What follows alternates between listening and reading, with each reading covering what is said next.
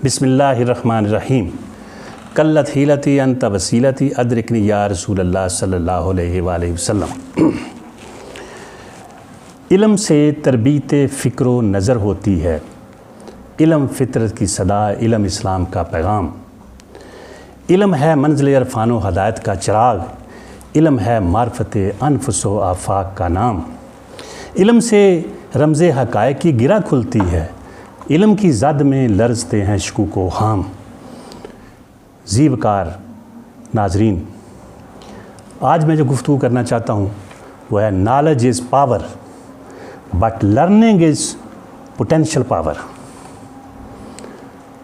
علم طاقت ہے۔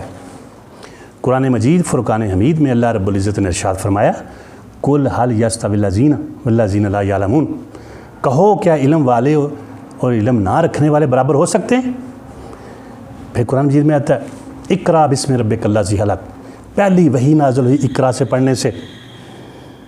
پھر قرآن مجید فرقان حمید کا مطالعہ کیا جائے تو قرآن مجید میں 778 جگہ مختلف اشتقاقی صورتوں میں لفظ علم استعمال ہوا ہے۔ تاجدار کائنات صلی اللہ علیہ وسلم کیا فرماتے ہیں کہ ہر چیز کا کوئی نہ کوئی ستون ہوتا ہے، اور دین اسلام کا ستون علم ہے۔ اقوام متحدہ کا چارٹر کا مطالعہ کریں تو اس کے چارٹر میں لکھا ہے علم حاصل کرنا ہر مرد اور عورت کا حق ہے، مگر ادھر تاجدار کائنات حضرت محمد مصطفیٰ صلی اللہ علیہ وسلم شاہ فرماتے ہیں کہ علم حاصل کرنا ہر مسلمان مرد اور عورت پر فرض ہے، یہ ابلیگیٹری ہے، مینڈیٹری ہے، کمپلسری ہے۔ آپ حق کو چھوڑ سکتے ہیں مگر وہ رعایت ہے، کنسیشن ہے، مگر فرض کو نہیں چھوڑا جا سکتا۔ فرض کو چھوڑیں گے تو نتائج و عواقب بھگتنے پڑیں گے۔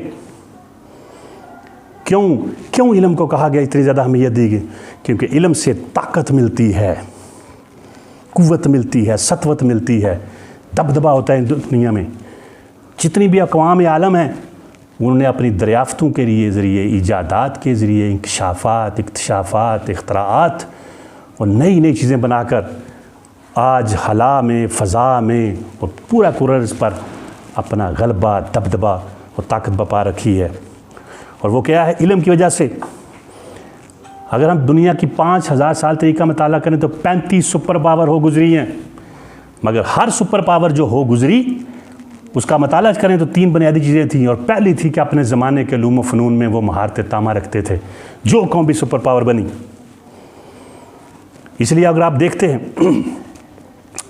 ابو المعاشریات امام ابن خلدون فرماتے ہیں کہ تعلیم جو ہے یہ انسان کی فطری غذا ہے، اس کے بغیر کوئی چارہ نہیں۔ اگر ہم مغرب میں اس لیے کہتے ہیں علم جو ہے وہ لازمہ حیات ہے، مگر اسلام کہتا ہے علم اساس حیات ہے، یہ ہماری بنیاد ہے۔ اس لیے اسلام پہلا غازی وحی سے، اقرا سے ہوا۔ اور ادھر حضرت محمد مصطفیٰ صلی اللہ علیہ وآلہ وسلم کی زندگی کا مطالعہ کیا جائے تو آپ دیکھیں کہ غزوہ بدر میں 70 کفار و مشرکین واصل جہنم ہوئے اور 70 قیدی بنا لیے گئے۔ اس دور میں 4000 درہم تھا فدیہ قیدیوں کو واپس کرنا، اور مسلمان شدید ترین مالی بحران کا شکار تھے، مگر آپ نے علم کو اہمیت دی۔ آپ نے فرمایا جو 10 مسلمان بچوں کو قیدی پڑھنا لکھنا سکھا دے اسے آزاد کر دیا جائے گا۔ مال کو اہمیت نہیں دی، علم کو اہمیت دی۔ پھر مسجد نبی کے ساتھ تھا چبوترا صفا، کم و بیش 70 صحابہ کرام رضوان اللہ تعالیٰ علیہم اجمعین سارا سال وہاں علم و حکمت سیکھنے کے لیے ہوتے تھے، اسلام سیکھنے کے لیے بیٹھتے تھے۔ آقا دو جہاں تاجدار کائنات صلی اللہ علیہ وسلم ایک دن تشریف لاتے ہیں، آپ دیکھ رہے ہیں کہ وہاں پر صحابہ کے 2 گروہ ہیں، ایک ذکر الہی میں مشغول ہیں اور دوسرے علم و حکمت کی باتوں میں مصروف ہیں۔ آپ نے جن کی جو ذکر الہی کر رہے تھے ان کی طرف دیکھا، فرمایا بڑا اچھا کام کر رہے ہیں، مگر میں تو ان کی صحبت میں بیٹھوں گا ان کے پاس جو علم و حکمت کی باتیں کر رہے ہیں۔ تو گویا آپ نے علم کو اہمیت دی۔ آپ نے میں علم حاصل کرو، چائنا ہی کیوں نہ جانا پڑے۔ مراد کیا تھی؟ آل علم نے علم، مترکن علم اور علم، آل علم اور علم دونوں کے ڈانڈے ملائیں تو کامیابی ملتی ہے۔ حضرت علامہ اقبال فرماتے ہیں ان دونوں کو ساتھ ساتھ لے کے چلنا پڑتا ہے۔ دنیا میں آگے بڑھنا ہے، ترقی کرنی ہے، کامیابی حاصل کرنی ہے، اسلام ایک مکمل ضابطہ حیات ہے، اس دنیا میں کامیابی اور آخر میں کامیابی، تو دونوں طرح کے علم حاصل کرنے پڑیں گے۔ اس دنیا میں بندہ کہ میں اللہ کا بندہ ہوں، مومن ہوں، ماننے والا ہوں، پھر اسے طاقتور ہونا چاہیے، اور طاقت ملتی ہے علم سے۔ جہالت کمزوری ہے، علم طاقت ہے۔ اسے دنیا میں جن اقوام کے پاس علم ہے وہ طاقتور ہیں، جو جاہل ہیں وہ کمزور ہیں۔ 60 اسلامی ممالک کا جائزہ لے کے دیکھ لیں، تو جو کمزور ہے اس کائنات کی سب سے بڑی کمزوری کیا ہے؟ وہ ہے جہالت، اور جہالت کمزوری کی علامت ہے۔ اسے جو کمزور ہوتا ہے اس کی عزت کوئی نہیں ہوتی۔ بے طاقت و بے زور جو رہتے ہیں زمین پر، وہ داغ ہیں تذلیل کے ہستی کی جبیں پر۔ ویکنیس انوائٹس ایگریشن، کمزوری جارحیت کو جنم دیتی ہے، دعوت دیتی ہے۔ یہی وجہ ہے آپ دنیا میں دیکھتے ہیں، وہ کشمیر ہو، قبرص ہو، چیچنیا ہو، فلسطین ہو، ایران، عراق ہو، شام ہو، یا دنیا کا کوئی خطہ، جہاں پر مسلمان اپنی علمی جہالت کی وجہ سے کمزور ہیں، وہ جاہل ہیں، وہ زمانے کے تقاضوں اور ضروریات کا ساتھ نہیں دے رہے۔ زمانے کے جو تقاضے ہیں، ضروریات ہیں، مقتضیات ہیں، وہ سائنس اور ٹیکنالوجی میں آگے نہیں، اس لیے وہ ہر جگہ کچلے جا رہے ہیں، مارے جا رہے ہیں، تباہ و برباد کیے جا رہے ہیں، کیونکہ وہ جاہل ہیں۔ چھوٹے چھوٹے ممالک پوری دنیا پر غلبہ کیے ہوئے ہیں۔ ہم سارے نعرے لگاتے ہیں، اسرائیل کے خلاف باتیں کرتے ہیں، دشنام ترازی کرتے ہیں، مگر یہ بھی تو دیکھیں اسرائیل کی آبادی ہے 82 لاکھ 61 لاکھ یہودی ہیں، اور پوری دنیا میں 3 کروڑ 20 لاکھ سے زائد یہودی ہیں۔ مگر علم میں دیکھیں 98% یہودی دنیا میں اعلیٰ تعلیم یافتہ ہیں، یعنی M A, M S C, M Phil, P H D اور P D D, post doctoral diplomas رکھتے ہیں 98%۔